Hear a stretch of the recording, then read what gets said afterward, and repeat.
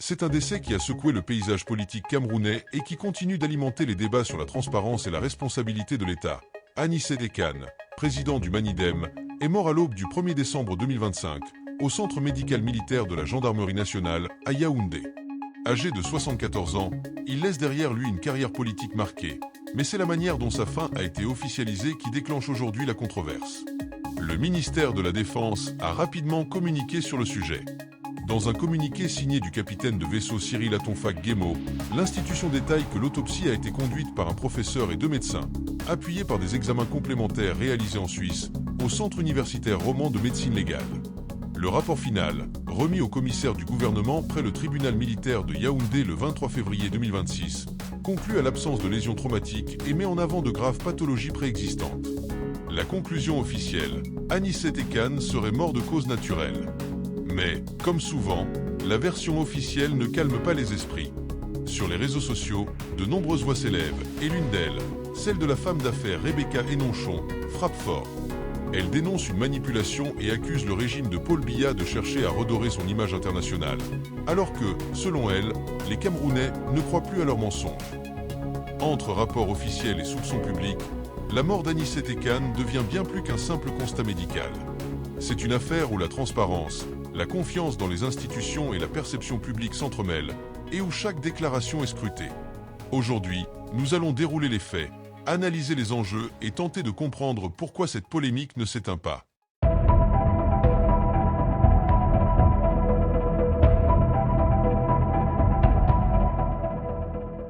Le décès d'Anissé Kane a été officiellement constaté au centre médical militaire de la Gendarmerie nationale, à Yaoundé. Selon le communiqué du ministère de la Défense, il est décédé à l'aube du 1er décembre 2025. L'âge avancé et les antécédents médicaux lourds de M. Kane sont rappelés par les experts. Des pathologies graves préexistantes ont été observées, mais aucun signe de traumatisme ou de violence externe n'a été relevé. L'autopsie a été conduite par une équipe de professionnels, un professeur et 2 médecins, s'appuyant sur des examens complémentaires réalisés au Centre universitaire roman de médecine légale en Suisse. Les résultats ont été transmis officiellement au commissaire du gouvernement près le tribunal militaire de Yaoundé, le 23 février 2026. Le rapport indique clairement que les causes de la mort relèvent de conditions naturelles, confirmant l'absence de lésions traumatiques. Le ministère insiste sur le sérieux de la procédure et la rigueur scientifique des experts impliqués. La mention des examens suisses est particulièrement mise en avant, soulignant une approche internationale et indépendante, selon le communiqué. Le gouvernement affirme ainsi avoir suivi un protocole standard, visant à éviter toute contestation sur la méthodologie médicale. Pourtant, malgré ce cadre officiel, l'annonce n'a pas mis fin aux interrogations. Les réseaux sociaux, notamment la plateforme X, se sont enflammés. Des citoyens et des personnalités publiques, dont Rebecca Enonchon, ont exprimé leur scepticisme. Dans ces messages, Madame Enonchon critique la version officielle et met en cause le gouvernement, estimant que la mort d'Anissé Kane, survenue alors qu'il était en garde à vue, ne peut pas être présentée comme naturelle, sans susciter de doute. Elle accuse même le régime de chercher à redorer son image internationale et parle de manipulation. Ces faits exposent donc une double lecture. D'un côté, un rapport d'autopsie détaillé et documenté, reposant sur des expertises locales et internationales. De l'autre, une perception publique profondément sceptique, nourrie par le contexte politique et la détention du défunt.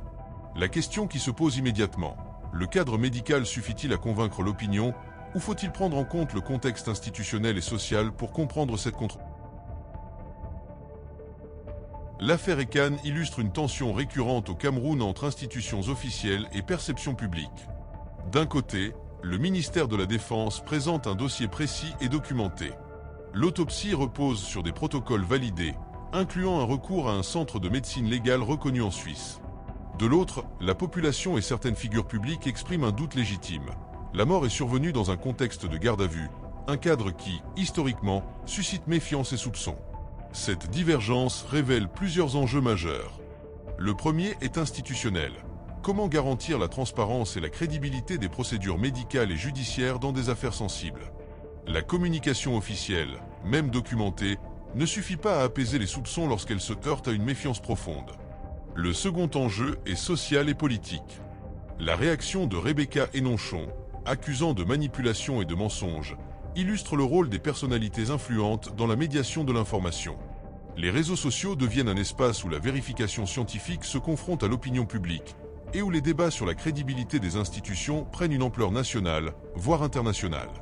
Enfin, cette controverse pose des questions sur l'impact de la communication officielle sur l'image internationale du Cameroun. Selon Madame Hénonchon, les autorités chercheraient à redorer leur image. Mais cette stratégie pourrait produire l'effet inverse si les citoyens ne font pas confiance aux conclusions. La transparence réelle ne se limite pas à publier un rapport. Elle nécessite une acceptation collective de sa légitimité, ce qui reste ici un point de tension évident. Au-delà de ces tensions, l'affaire soulève des interrogations ouvertes. Comment concilier expertise médicale et perception publique? Jusqu'où un rapport officiel peut-il dissiper les soupçons? Et surtout, quel rôle jouent les réseaux sociaux dans la construction et la contestation de la vérité dans les affaires publiques sensibles? L'affaire Ekan illustre une tension récurrente au Cameroun entre institutions officielles et perception publique. D'un côté, le ministère de la Défense présente un dossier précis et documenté. L'autopsie repose sur des protocoles validés, incluant un recours à un centre de médecine légale reconnu en Suisse. De l'autre, la population et certaines figures publiques expriment un doute légitime. La mort est survenue dans un contexte de garde à vue, un cadre qui, historiquement, suscite méfiance et soupçons. Cette divergence révèle plusieurs enjeux majeurs. Le premier est institutionnel. Comment garantir la transparence et la crédibilité des procédures médicales et judiciaires dans des affaires sensibles? La communication officielle, même documentée, ne suffit pas à apaiser les soupçons lorsqu'elle se heurte à une méfiance profonde.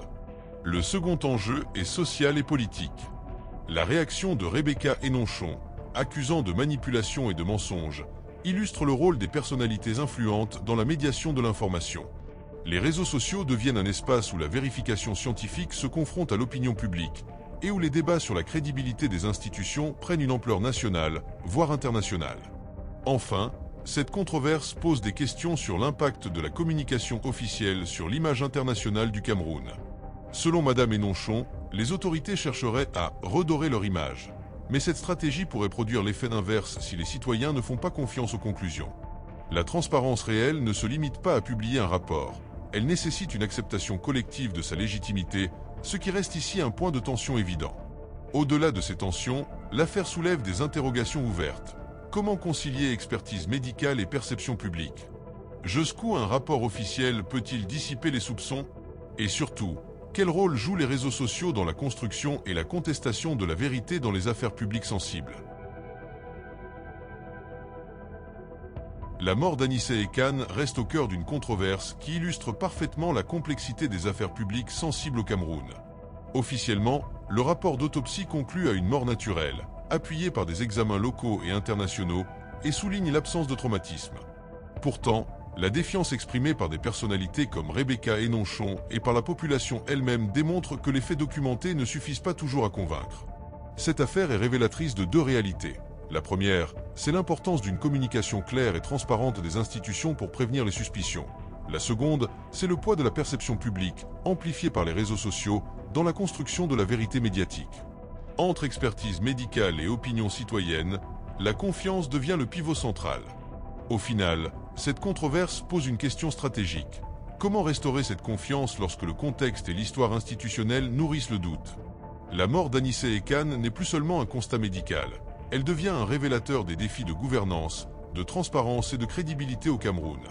CTV continuera de suivre cette affaire, de questionner les autorités et de rapporter les faits tels qu'ils sont documentés, tout en donnant voix à ceux qui s'interrogent. Pour nos téléspectateurs, restez attentifs, analysez, commentez et partagez. La vérité, même contestée, mérite d'être examinée de près.